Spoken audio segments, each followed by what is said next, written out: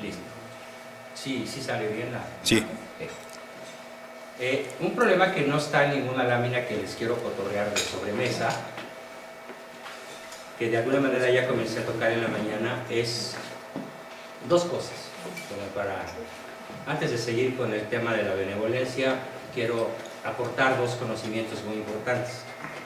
Y uno de ellos es el cómo te puedes explicar que Mozart, con esa genialidad asombrosa para componer música desde los 5 años, yo estuve en el Palacio de Salzburgo en el 2009, y lo asombroso es conocer la historia, que Mozart subió a las escaleras, siendo un chamaquito de 5 años, chaparrito, y en su camino a la parte superior del palacio, del gobernador de esa ciudad, encuentra un clavecín, un pianito de la época, y el niñito apenas alcanza, pone así sus manitas y empieza a recorrer las teclas y compone su primer sinfonieta sin haber tomado nunca una clase de música, de oído. Claro, después obviamente estudió.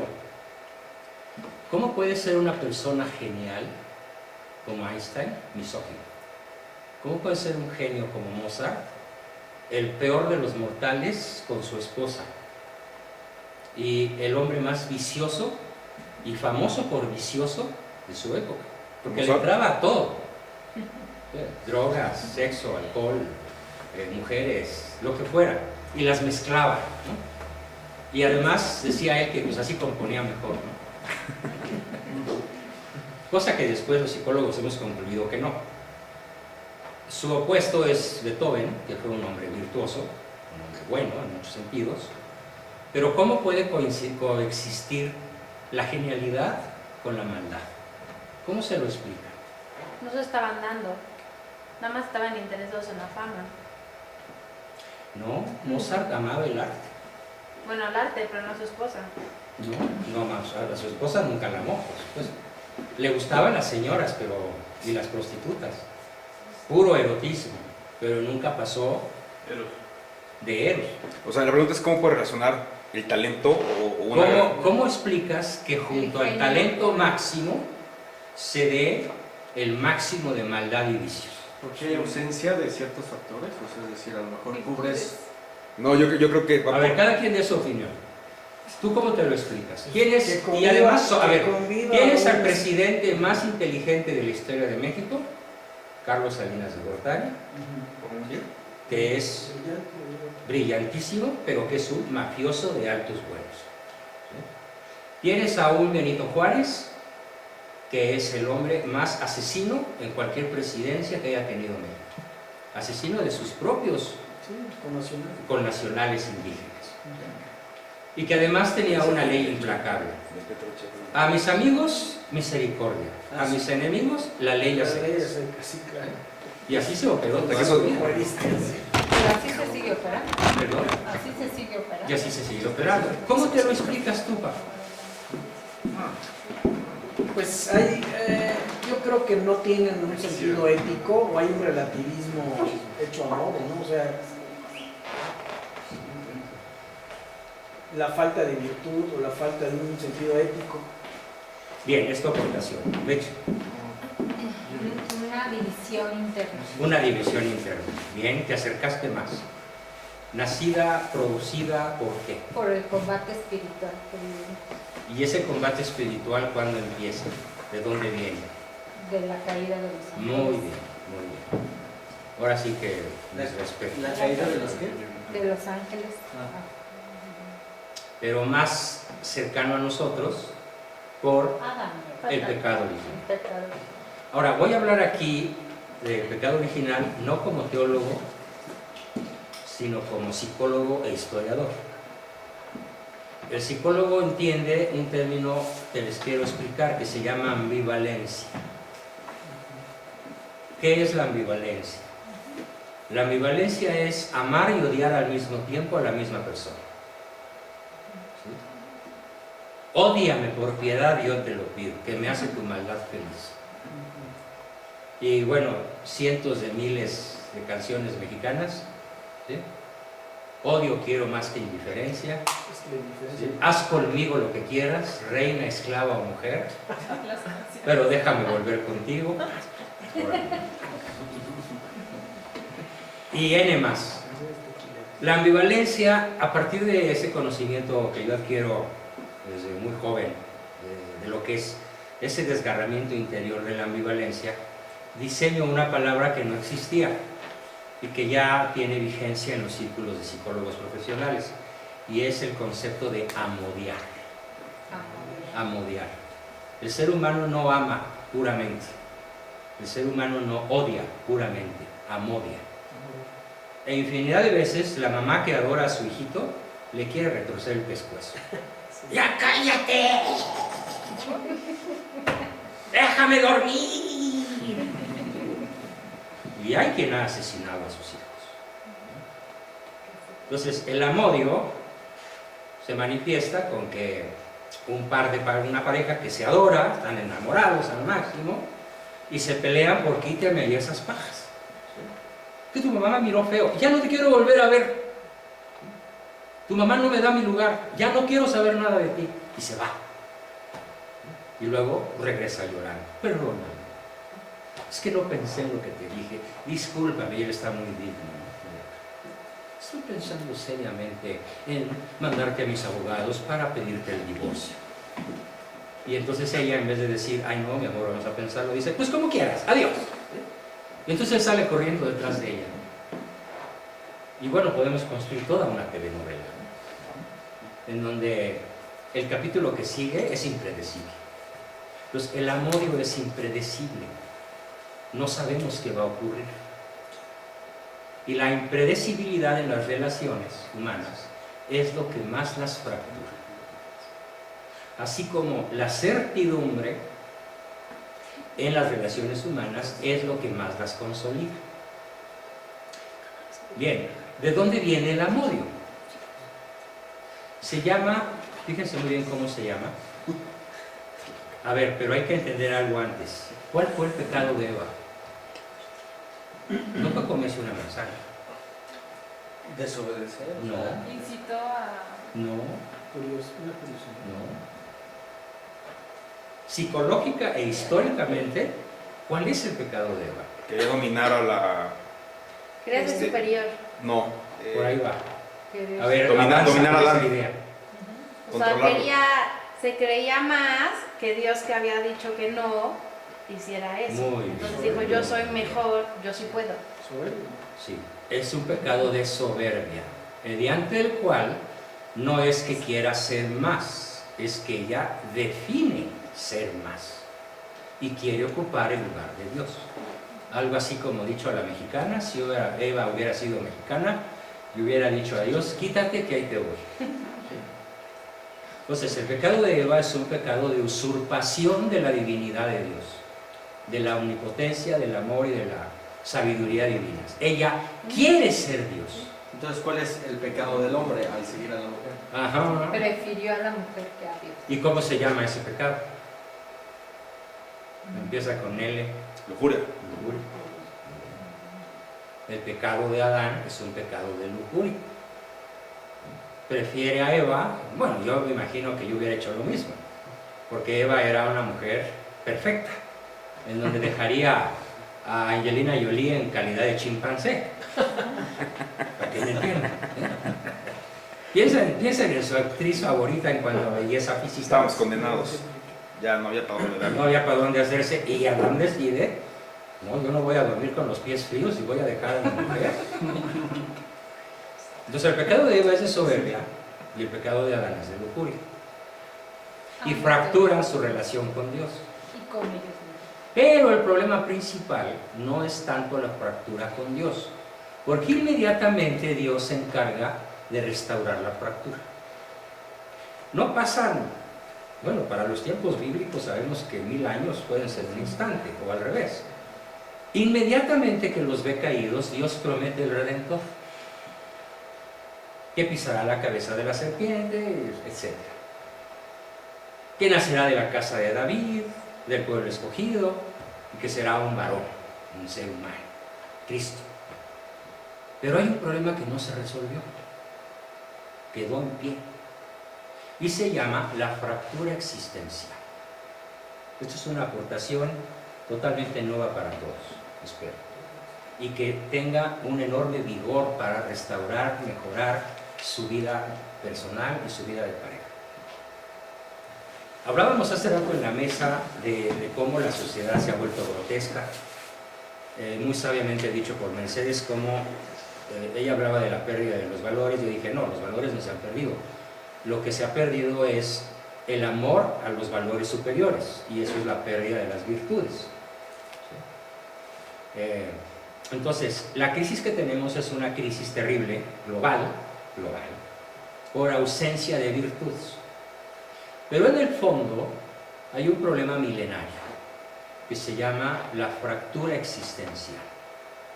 A ver, para que se entienda qué quiero decir con esto, y es algo con lo que tenemos que lidiar todos nosotros, sin excepción. El mejor de nosotros no puede dejar de pelear con esto todos los días si quiere triunfar en el amor. ¿Alguno de los varones aquí presente conoce una mujer no controladora? Ninguno. Todas son controladoras. O sea, todas son Eva. Todas tienen un exagerado afán de control. Pero lo más interesante del asunto es que no es un control explícito. Es un control por debajito. ¿Sí? Es Sara García diciendo, está bien, hija, haz que ya vendrás. Es la mamá que le dice, está bien si quieres regresar con él, pero pues, es tu decisión, te atienes a las consecuencias. Y el tonito de voz le está diciendo, ni se te ocurra regresar con ese desgraciado, porque pierdes mi amor de madre. O cuando menos lo condiciona. Entonces, la condición femenina por antonomasia humana, intrínseca a la humanidad femenina desde la caída, es el afán de ser Dios. El afán de controlar al varón, de controlar la vida de todos los que se le arrimen y de los que no se le arriman también. ¿Qué clase de conflictos genera esto en el varón y en las familias o familiares del varón? Bueno, pues está para escribir lo que escribió Tolstoy, ¿no? La guerra y la paz. O la sonata Kreutzer. Sun Tzu. O el arte de la guerra. Entonces, es muy dramático que toda mujer no se dé cuenta,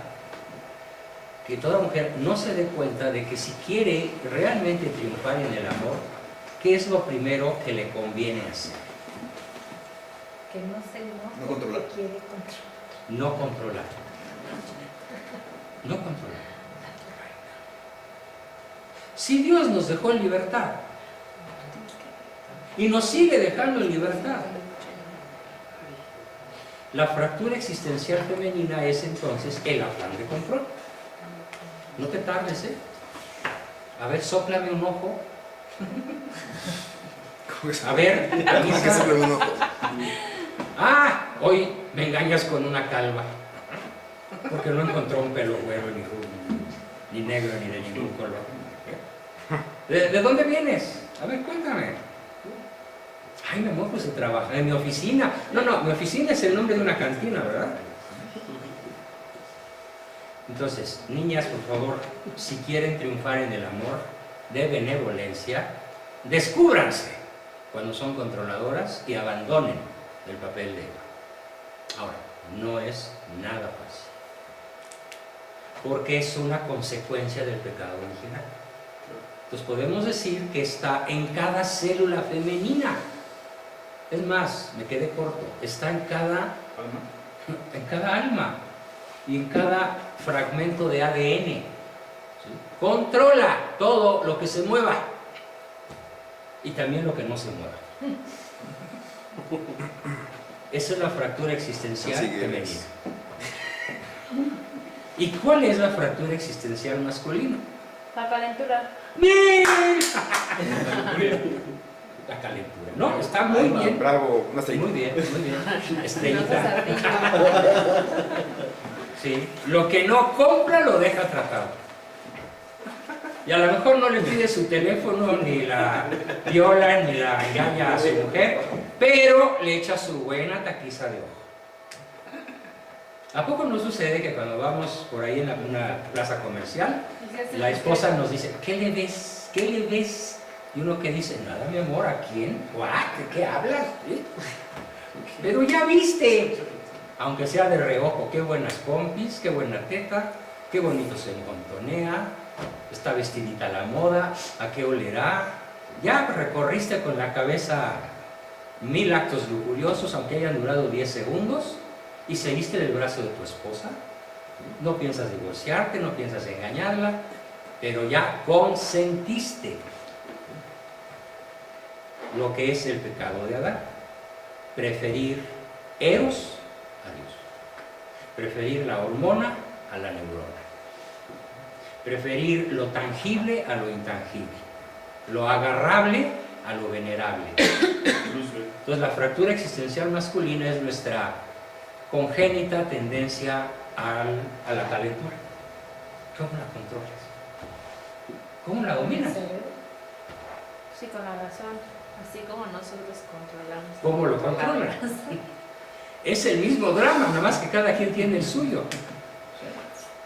¿Y qué tal cuando los dos son víctimas? Ella es controladora y él es lujurioso. ¿Qué pasa? Bueno, Pero de Hiroshima y Nagasaki de no quedan entrada cortas. son, ¿no? O sea, de entrada son. Más bien es cuando son muy. Cuando son muy, ya lo traen. O sea, de Ahora, entrada si son. empieza a crecer y se empieza a consentir, porque hay que ser muy franco en ese aspecto. Exacto. Sentir no tiene nada de malo. Digamos que la calentura no tiene nada de malo. Lo malo es consentirla, chiquitearla, saborearla. Trivializarla. Trivializarla para poder seguir. No pasa nada. No pasa nada. Una no es ninguna. Además no te voy a dejar, no te voy a dejar, mi vida. Además soy macho, soy hombre. ¿Qué quieres que haga? Se trivializa. ¿Cómo vencemos este problema de la fractura existencial?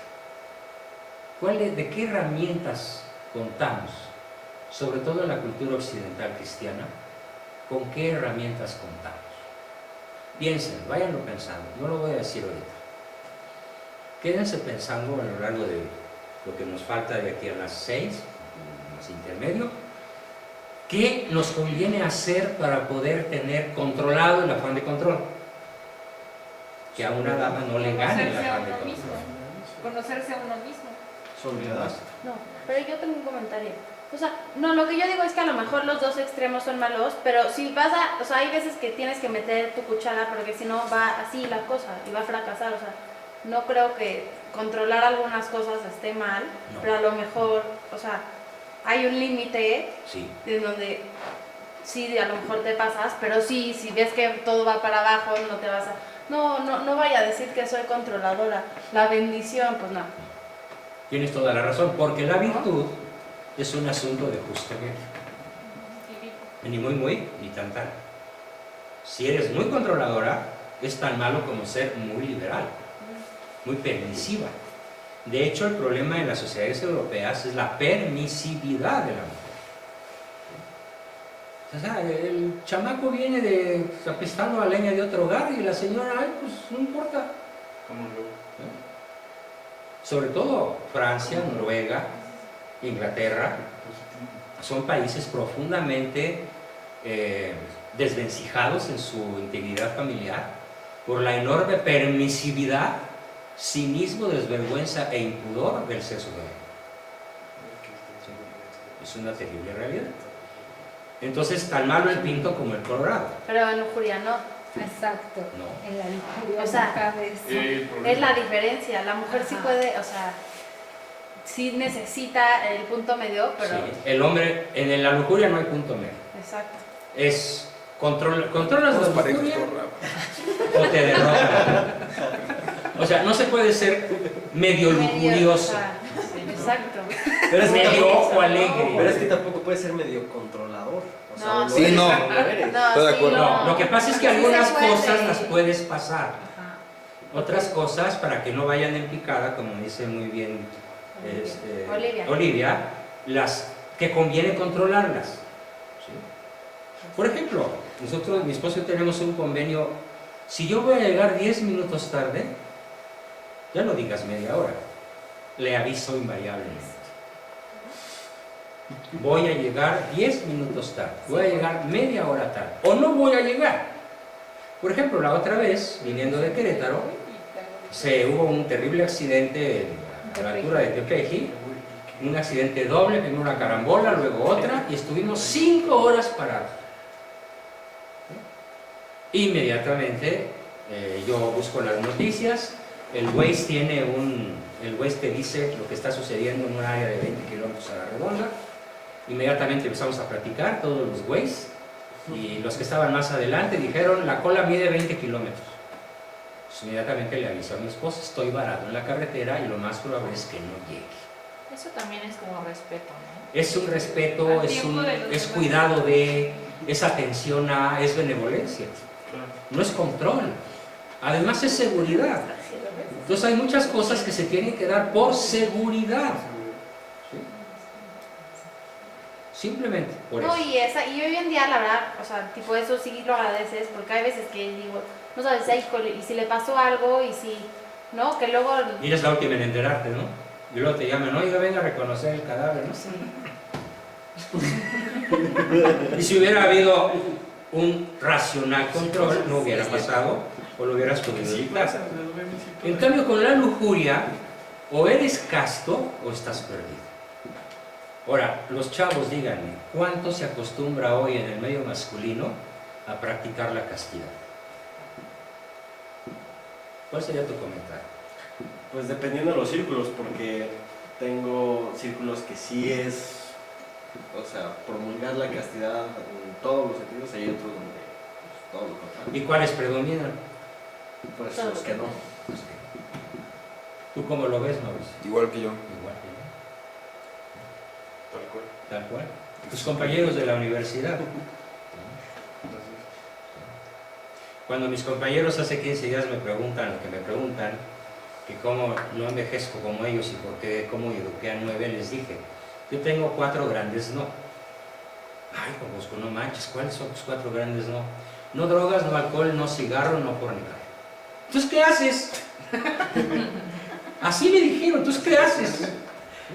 Con las consabidas palabrotas de wake up, etcétera, ¿no? Ah, pues tengo 4 grandes sí. Sí a mi esposa, sí a mi trabajo, sí al deporte y sí a la ciencia y a la sabiduría. Entonces no tengo tiempo de aburrirme, tengo la vida perfectamente estructurada y llena. No necesito esos no los necesito. No, pues me convertí automáticamente en el más impopular. Absolutamente, ¿eh? Premio al más impopular. Conozco ahorita. Y en público, éramos 500. ¿Quién se lleva el premio de impopularidad? Juan Bosco con sus pinches 4 mil. Por supuesto que yo salí fascinado, ¿no? Porque les dije, los espero en mi consultorio.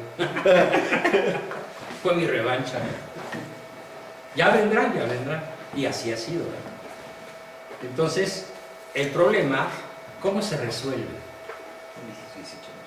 Váyanlo pensando, lo voy a plantear para terminar. La culminación de hoy es, ¿qué hacemos con nuestra ambivalencia? No, tampoco. Yo me he puesto a Es pensar en mía. ese sentido. Ajá. Es mía. O sea, si Es yo de fuera cada Adán, quien. probablemente Es cada hubiera quien, hecho claro. lo mismo. O sea, por mi... Yo no lo dudo. no sé, Las por- decisiones tienen uno mismo. Ay, pero si eres Adán, ¿qué No hubieras te ibas a quedar solo, sí, la hecho? verdad. ¿Verdad? Es preservar la... ¿Ustedes qué hubieran hecho con mujeres? Esa es la pregunta. Yo también. Pero a ver, Aralu hace un comentario y te quiero hacer una pregunta un poco chusca relacionada con tu comentario. Ser uno mismo. No va por ahí. Y luego, ¿qué? Yo te escrituro esta casa si te agarras del cogote con todas tus fuerzas y te levantas 10 centímetros.